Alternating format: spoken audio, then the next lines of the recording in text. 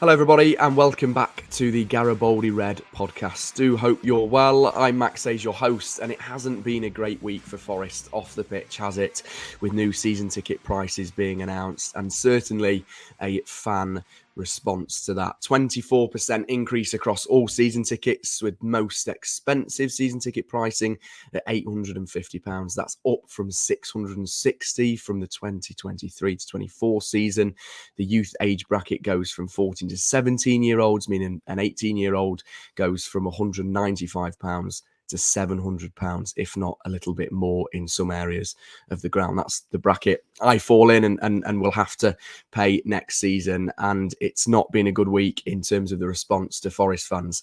Joining us to discuss that and lots more is the chair of the Nottingham Forest Supporters Trust, Andy Caddell. Andy, thanks for joining us today. Really appreciate your time. First of all, how are you? And I can imagine it's been a mad week for you on all sorts of media appearances and things like that, talking about this.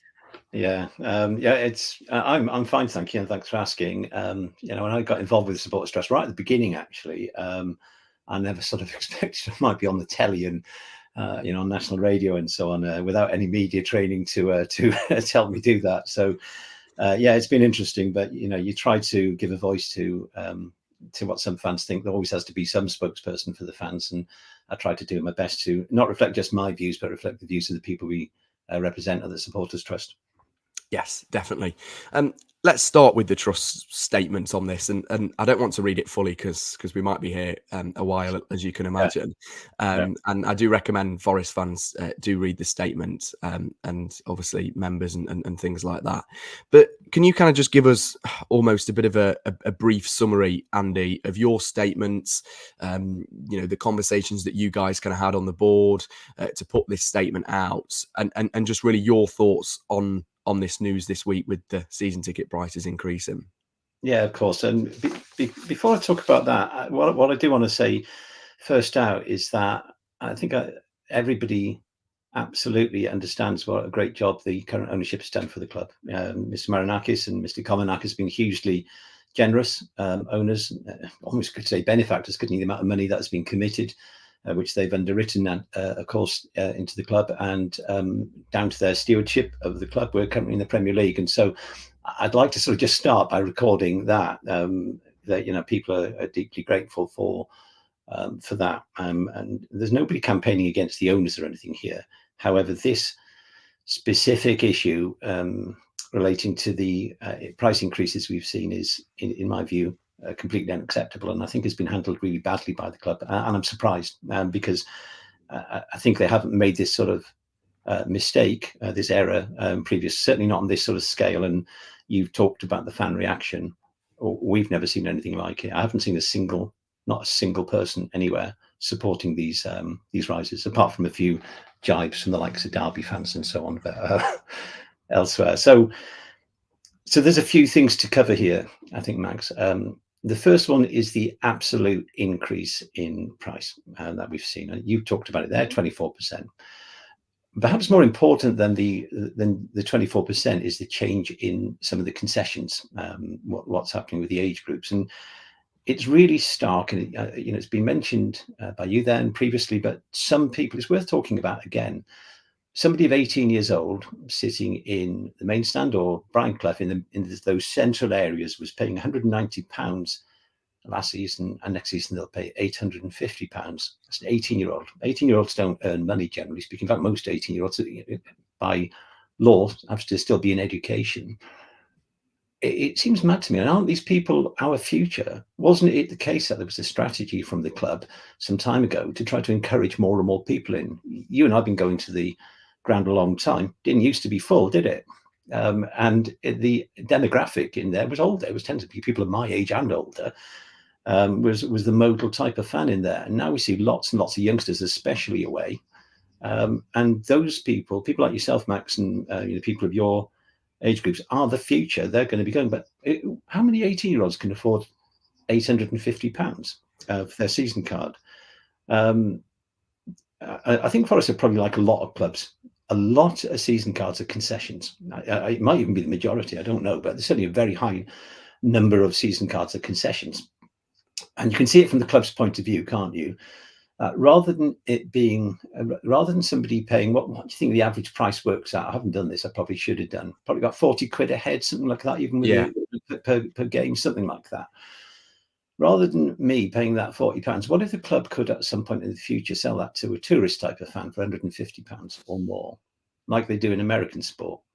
People going to New York for the weekend, want to take in a game, and they'll go and watch some baseball or American football or so on. Happily drop 200 quid on that. You go to a lot of away matches. You've been to London Stadia. What do you think about the atmosphere at West Ham? It's quiet. It's absolutely empty. It absolutely is, and yet they've got season card waiting lists at West Ham. They get 60,000 in there. If you've been to Upton Park in the past, there wasn't 60,000 people in there, was there? So it's been a successful model for them on a commercial point of view, but the stadium has suffered in terms of atmosphere, in my opinion. I've been there a couple of times, and anyway, so that's the first thing, isn't it? It's the actual price, and it's the change of the concessions, put it like that. But it's wider than that. I think the comms strategy behind what's going on has been deeply questionable. So we've had a lot of messages in to the trust from people, quite often older people, who are saying that they're having to seriously consider now whether they can keep going to watch the club they watched in a few cases, and I mentioned this in other media appearances, for more than 40 years. And those can you imagine how important that is to these people? They've been going to watch their football club for 40 years, and then I won't be able to watch anymore. But attendant to that messaging around the season card pricing, very shortly afterwards, there was a further announcement of glory. Whoa, look at us, aren't we? Look at this. We're really great. We're delighted to report the fact we've now got 11,000 people on our waiting list. And let's just put ourselves in the position of somebody who can't afford the price. In the future, you're told it's okay, because if you can't afford it, there's somebody just on that waiting list who can, and that they'll have your season card. So don't worry, it'll be fine. I just hope that it was unintentional. Do you think it was unintentional? And you touch on there the comms strategy, Andy, and I can remember when just a few days ago when this all came out, and I thought, right, okay, the fan reactions hasn't been great at all, and the club might sit quietly for a while, but so then come out with not one but two tweets that were very, well, we've got 11,000. It was almost like saying, well, we've got 11,000 season card on this waiting list, and as you just said there, if you can't pay it, well somebody else will. And then it also, conflicted with the whole safe standing announcement, which just seemed like a poor communications. Yeah, I was going to come on to that, but yeah, the two things together. I mean, nobody's talking about safe standing, are they? No. Forza and others have been campaigning for that really successfully for ages. That should, help contribute to an even better atmosphere in the stadium. I'd like to come back to atmosphere in a minute, because I think that's a really important factor in what's going on here. So do I think they did it on purpose? It'd be so cynical, wouldn't it? I sort of really hope not. But look, I mean, I work in communications, not in sport, in healthcare, but I would have thought about it. You can't send that out straight after the other. You can't do that. What will people think? Oh no, I didn't mean it. No, you didn't mean it. Don't do it. Don't send it out. Let's not say that. We saw the announcement some time ago about the fact there was going to be a waiting list, but then to tell people about how the waiting list was getting on again. Oh, now we've got 11,000. We did. I mean, look. I mean, I know some of the people involved. They're clever, able, decent people who work in comms at the club. So, I don't. They're not mates. I've met with them a few times, but they're not good friends of mine. I couldn't say that I know their characters really well. I hope not, Max. Having met them, I certainly wouldn't suspected it of them. But you tend to judge on actions, don't you? And certainly, there's a lot of people, communicating with us and saying, that's cynical. They're doing that on purpose. That's what people are perceiving, and you can understand why they're perceiving it. Yeah, you certainly can. I will also add, we are live on Facebook and YouTube. A lot of comments coming to us. So what we'll do is we'll do kind of a bit of a Q&A section in a way at the end. So if you've got any questions for Andy on behalf of the Supporters Trust and anything that kind of he is able to answer, then we will do that at the end. But wanted to kind of touch on almost the dealings that you've had with the club, and I know you won't be able to go into too much detail on everything, Andy. Yeah. But what dealings did you have beforehand? There is a fan advisory board. Yes. Was there any indication the club were going to put these prices up? Was there any idea you had that this was coming? And have you had any kind of communication with them since this price increase this week? Okay. The Supporters Trust are one of, we have one representative on the FAB, Asif, my colleague from the Trust Board, and he chairs the FAB. And then there are 7 other members of the FAB, as I'm sure your listeners probably know. But the major fan groups like Punjabi Forest, like Forza, Forest Disabled, Supporters Association, Supporters Club, and North America. I think those people are all on it. Obviously, the North American one would attend virtually, and then there's 2 independents. Okay, so 8 people in total. So and really chosen to try to represent a wide cohort of fans. And so the trust's role in that is that what we try to do is before any of the meetings is we give our members the opportunity to come back to us, and we are led by them. It's not Asif's opinion when he's representing the trust, it's the opinion of our members there. And so what we did was we attended the FAB meeting to discuss ticket pricing, and there was a presentation from the club to the members of that FAB. And what the trust did at that meeting was presented the results of our survey, which we'd done amongst our members, but wider fans as well. And the overall, just top line of that really, Max, was that most people accepted a price increase. It was not only inevitable, but it was also absolutely fine. It was acceptable. And the scale of the price increase was, people were sort of saying 5%, that'd be great. Yeah, no, in fact, well received. Up to 10%, okay, yeah, that would be all right. More than that was considered to be probably unacceptable. And we can perhaps talk about what these price increases mean in terms of actual revenue or increased revenue to the club. I'd like to come back to that in a minute if we can. So that was that. The club then had their own presentation to the FAB, and I think this is all minuted. You know, it's I think your listeners and viewers can look this up. They made a presentation back, and I think there was like a benchmarking exercise and so on in there, and talking about what sort of price increases was going on elsewhere, and quite strongly, not just from the trust, but from the other members, those other 7 members, and it's important, everybody has an equal voice on that FAB. The feedback that the club got was this modest price increase would be okay. We felt that the FAB felt that that's what the fans would accept. There was no indication at all from the club as to what the price increases would be, and there was certainly no hint that it would be on this sort of scale.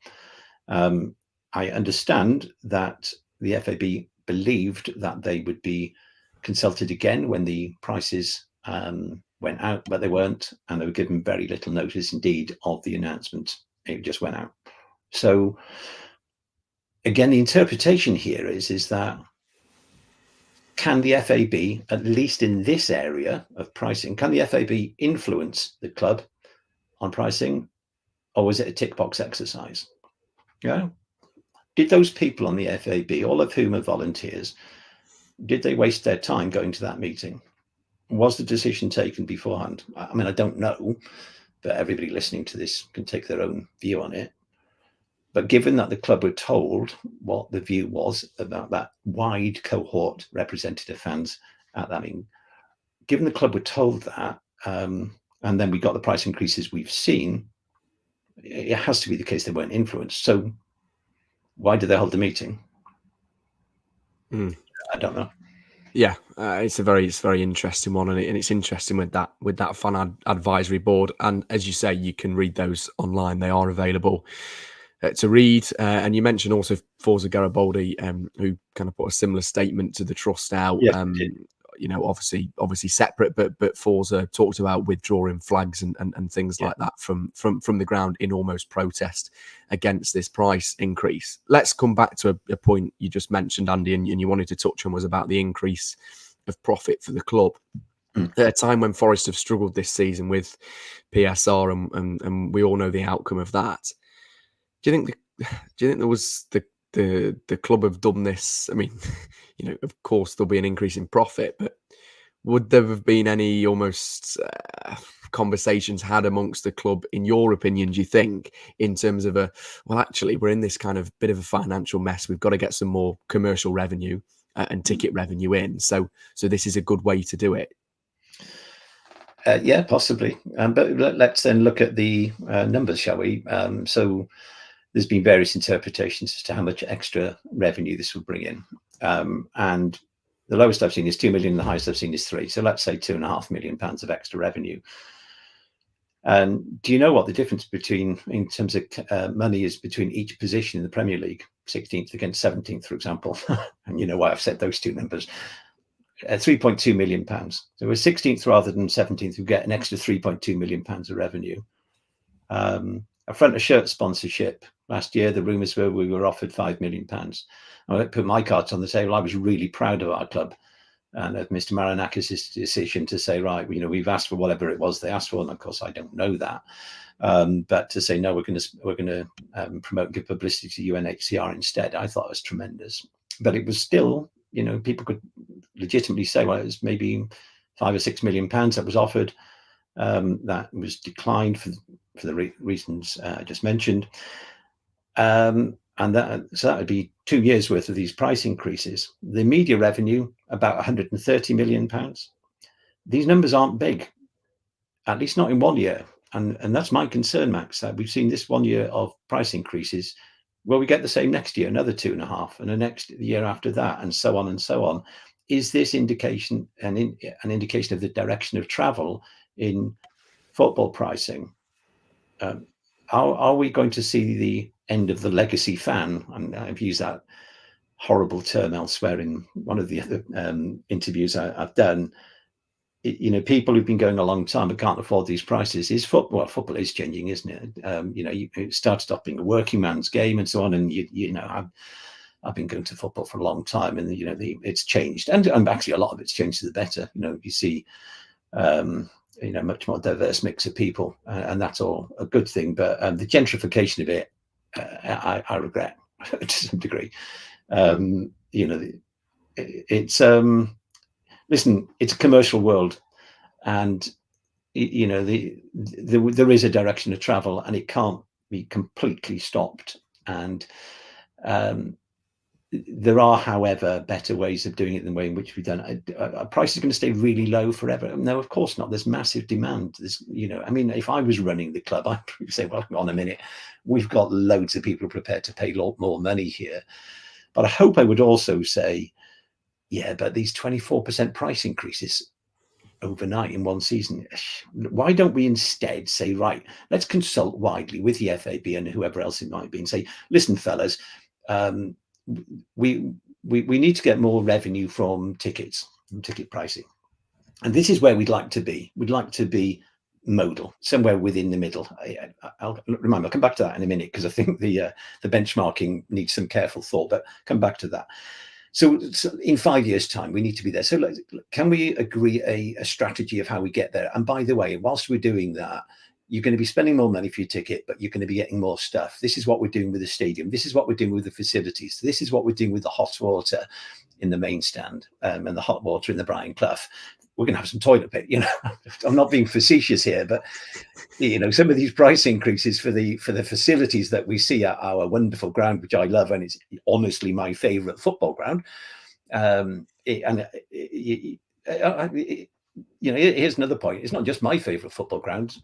Nick Randall told me some time ago, when he was still chair, last season, he told me that the people who he meets on match day, sorry, his equivalents, the chair and the senior people of the clubs we were playing, almost without exception, all of them were marveling at the atmosphere at the City Ground, that febrile atmosphere that we generate in that ground. And there's so many things. So I'm going a bit all over the place on this, but there's so many things about that atmosphere, isn't there? Yeah. We've generated it. Isn't it the case that the atmosphere that we generate at our grounds here, in this country, isn't that one of the reasons why the Premier League has been incredibly successful, and foreign businessmen like Mr. Marinakis and the rest of the people who bought into English football clubs, and even nation states buying football clubs? Why did they do it? Well, there was something really attractive about it, wasn't there? There was something exciting about it. If you've ever been to sport in America, it's very different. I've been to American football games in New Jersey, basketball and the rest of it. Hockey, ice hockey is a bit more noisy there, but American football games, you just say, there's a great game going on over here, fella. No, it's okay, guy. Hey, can I get a beer? It's so different, and I just regret, and I wonder whether or not at some point in the future, if this isn't attended to really carefully, that we might find ourselves in a position we look back and go, you know what, we've spoilt this a bit, we've lost something. Yeah, and it's interesting, and you just wonder sometimes, Andy, and I'm talking more from a fan's point of view here, but the fans sing that kind of Forester magic on and off the pitch, and there's that whole, and I don't know if there'll be many chance of that on Sunday, but there's that whole City Ground atmosphere, and as Steve Cooper alluded to previously, it oozes football soul, the City Ground, and by doing something like this, by pricing out Forest fans that, as you have mentioned, have been going for 40 years. I've seen tweets on Twitter from people that are having to choose whether their son or daughter goes next year, and that's the position we're in. It's just so sad to see it, and it will really drag the football soul out of the City Ground. So here's perhaps a hyperbolic statement for you. Could it be the case that this decision and the timing of it, and a month before the end of the season, oh, by the way, 1 month, and you know what that means, one payday to find up to 850 quid for a lot of people? Has everybody got that sort of money to drop, before the next payday or at the next payday? It's a great deal of money. So anyway, here's my hyperbolic statement. Could this decision be an important factor in Forest being relegated? Yeah. Why did Forest get 30 points out of our 38 points last season at home? Why do you think that was? Well, what I just said to you about what Nick said to me about the febrile atmosphere that other clubs, these owners and these directors of other clubs who've been going around football for years and years and years, they come to the Forest Ground, to City Ground for the first time in some of their cases ever. And they're going, oh, wow, what you've got here is pretty special. The atmosphere, from the players' point of view as well, players on the pitch thinking, wow, we don't get this cacophony of noise. We don't get this in many places. The intimidation of it, that's why we got 30 points. Our fans kept us up. 11 fellas on the pitch, or 10 in red shirts, and the goalkeeper in blue or yellow, whatever he was wearing at the time. They kept us up as well. So did the coach, Steve Cooper, last year. And Nuno's this year doing his very best, his level best to keep us up. But the fans, everybody says it. Bring some noise, say Nottingham Forest to us, their fans. Bring some noise. What about now if people are sort of thinking, a bit disappointed? There's been some talk, hasn't there, of not singing Mull of Kintyre against City. Maybe against City, there's not anything you could sing to help win. But what about Chelsea? They're more vulnerable. Could beat them maybe. And we got a point off City last year. Maybe they'll be taken off the ball now. They were knocked out of Europe last night. Who knows? But I tell you what, a less atmospheric City Ground is not going to be positive for our club. What if we don't? What if we? I don't know. It's a bit of a hyperbolic statement, as I've said. But I do think it's a really, really important issue, and I as I say, I'm surprised at the club. I mentioned benchmarking. Can I just talk about that? Yeah, of course, Andy. Yeah. Right. So benchmarking. I think the statement came out from the club that that the club's intention was to keep our pricing competitive, something like that, or alongside other clubs in the Premier League. 7 of them in London, Fulham, Chelsea, places like that. We can't compare with that. The fans who go to these clubs, they're a different type of fan to the average Forest fan.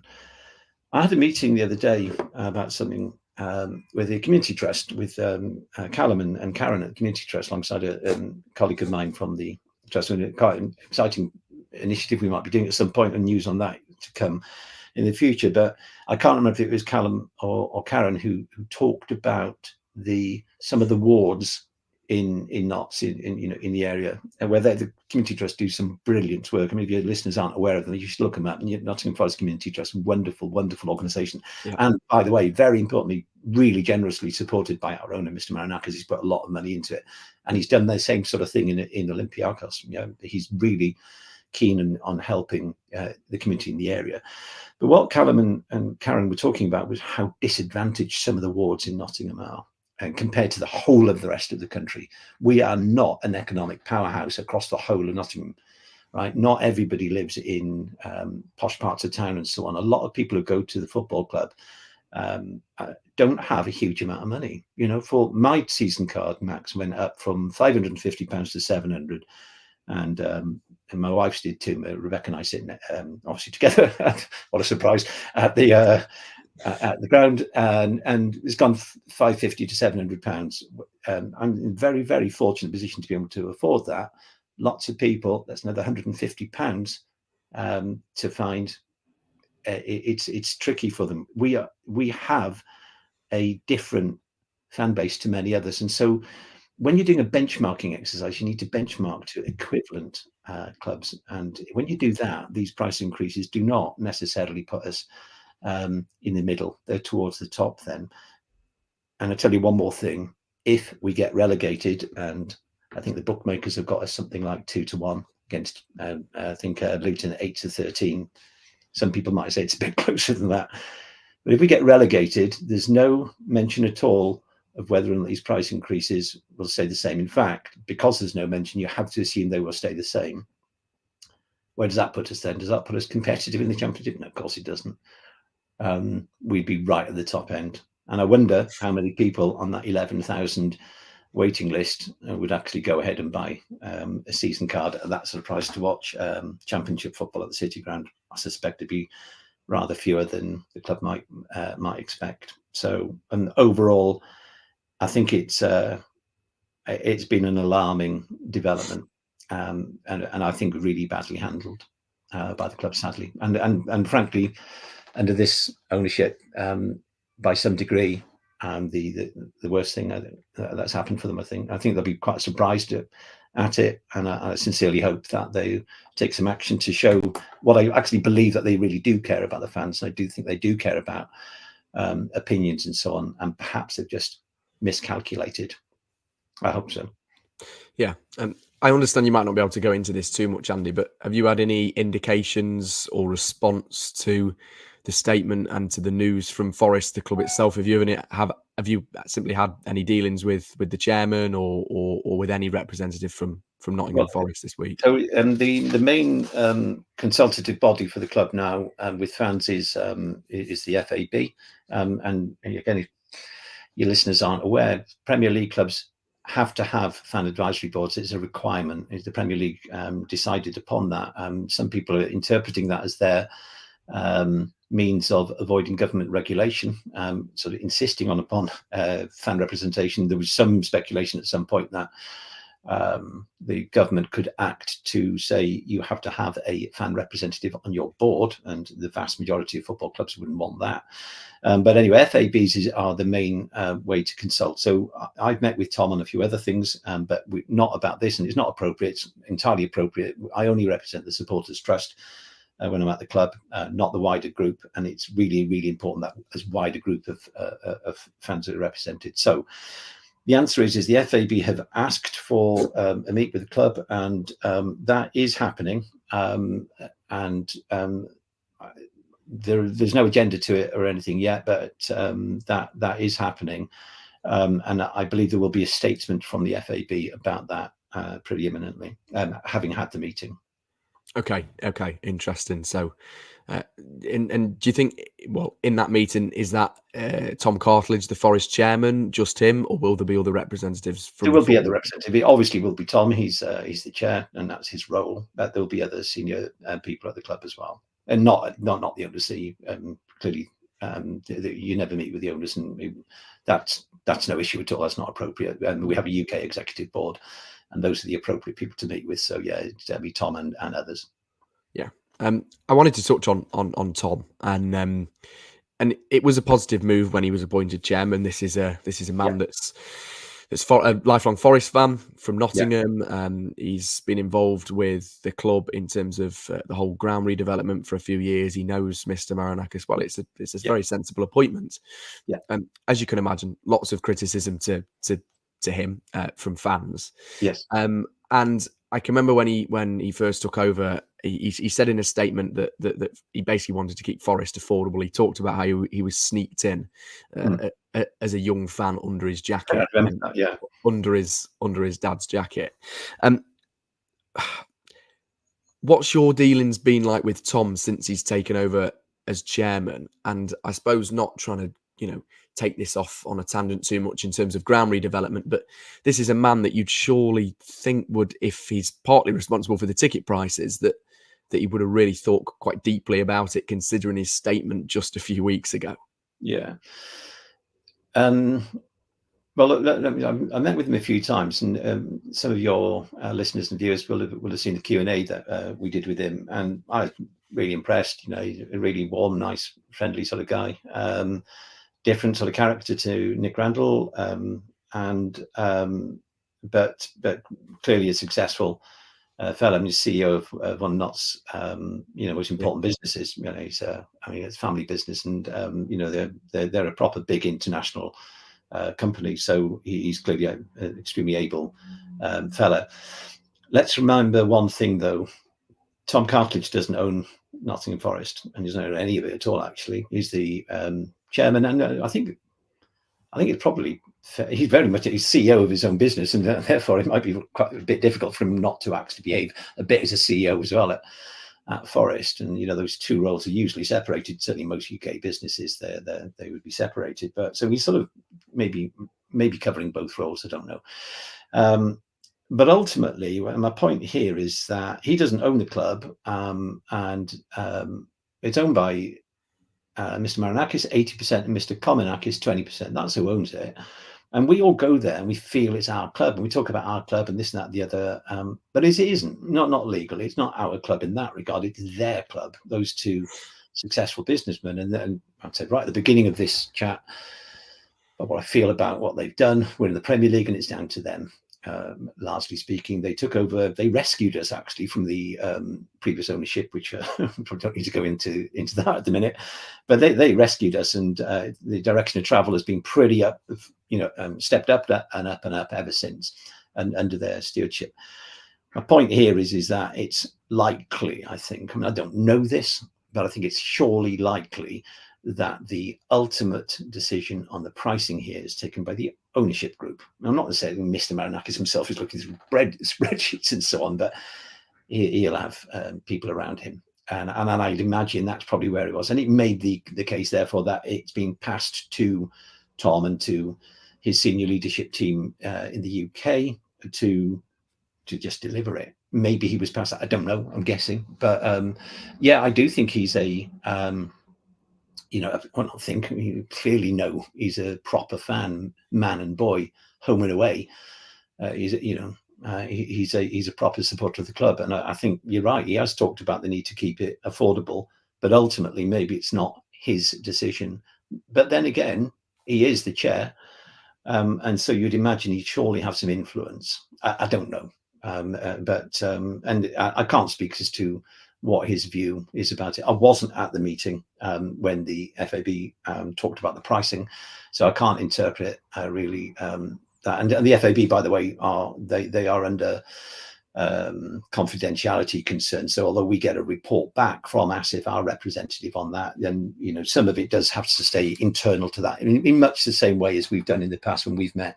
And the trust were the main body to talk to the club last year about price increases, and so we got quite a bit of inside confidential information at the time. And you obviously can't share deeply confidential information because you'll never get consulted again.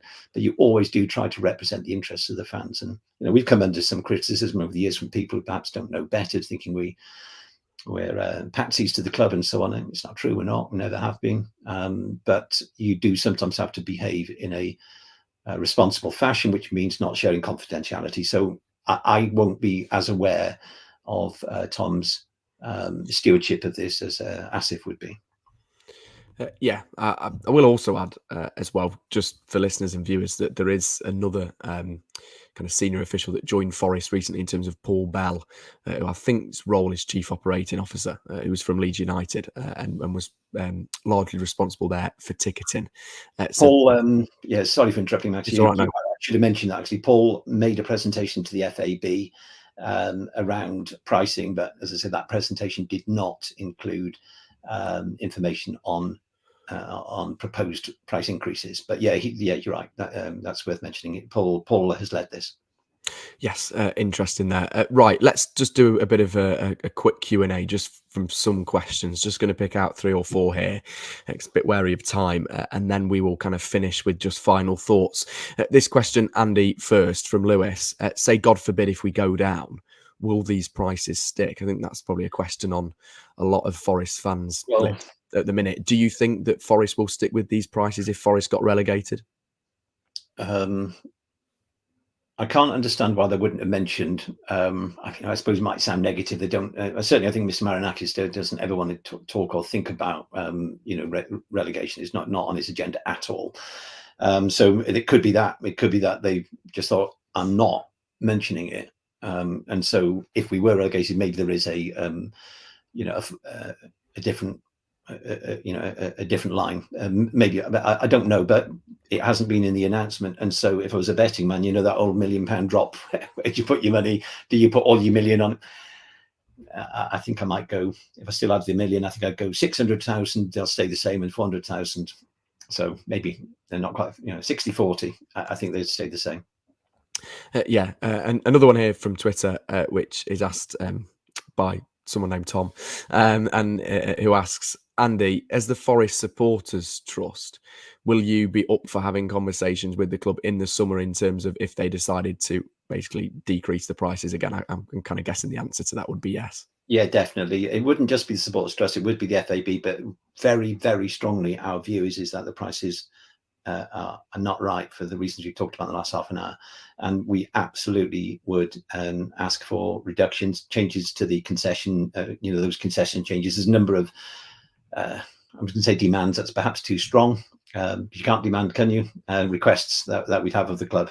We accept a price increase. We just don't think this one is appropriate or fair. Yeah. And this one from Anne, which says, will those 11,000 people on the wanting list simply want to pay these prices? I kind of understand that's a bit of a difficult question for you to answer, Andy, but the club did say that there was 11,000 people on the waiting lists. I touched upon it, but, look, how about if some of those 11,000 people were sort of the people who don't live in Nottingham and think, £550 for it, or let's go up £600 for a season ticket. I'll go up to Nottingham 6 times a year to see family. It's a lot of money, but I don't know. My feeling is certainly of all 11,000, definitely not. Yeah, not all of them would want to pay the new prices, but I suspect a big enough number would. So let's say we lose 500 or 1,000 legacy fans because of these price increases. It might not be that high, but all of those, if they go on sale again, then I think all of those would be taken up. And one just finally from Twitter, because I'm going to try and mix it up with people on different social media platforms on Twitter Sure. or X. James says, the Forest Supporters Trust has been criticised a lot recently, but is this a sign of the times that the club is dealing with the trust and vice versa? And what role does the trust ultimately play to do with the club? That's a really good question. I'm going to defend the trust, and you're surprised to hear that, aren't you? We've been criticised, but I think not always being criticised by people who are really informed as to what we do. So we have never been the voice of the club. We've never been intimidated by the club. We consult with the club, and we've tried to persuade and to influence and sometimes to inform the club on behalf of our members. Right? Not all members. We don't try to pretend that we represent people who aren't members of the trust. So I'm going to defend us. I'm not going to list a whole list of achievements now, but go on our website, nffctrust.org, a bit of promotion there, and have a look at some of the stuff we've done. I'm really proud of a lot of the things that we've done as an organisation. We have a decent relationship with the club, or have had. And have we got everything right? No, not at all. But we're volunteers, and we try to do our best. Now, we now have to find a role for the trust alongside the FAB, right? So the FAB will be the primary way the club consult going forward, and that's absolutely fine. We have no issue with that whatsoever.